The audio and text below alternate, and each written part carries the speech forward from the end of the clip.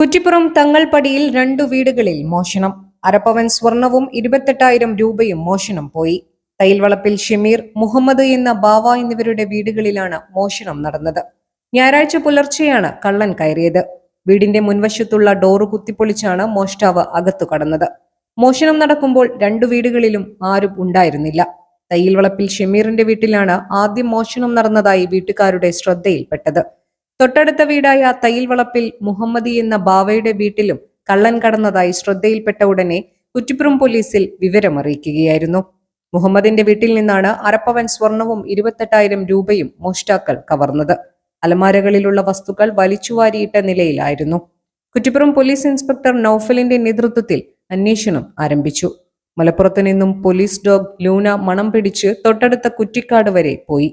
തിങ്കളാഴ്ച finger print വിദഗ്ധർ അന്വേഷണത്തിന്റെ ഭാഗമായി പരിശോധന നടത്തും. News desk 3 Max Live. Kottappuram fest 2025. നിങ്ങൾ കാത്തിരുന്ന ആഘോഷ സുദിനങ്ങൾ ഇതാ വന്നു ചേർന്നിരിക്കുന്നു. കോട്ടപ്പുറം ഫെസ്റ്റ് 2025.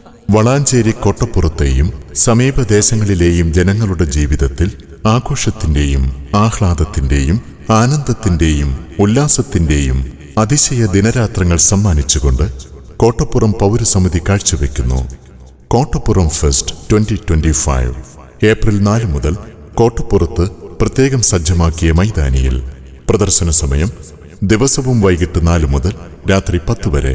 ഏവർക്കും കുടുംബസമേതം സ്വാഗതം.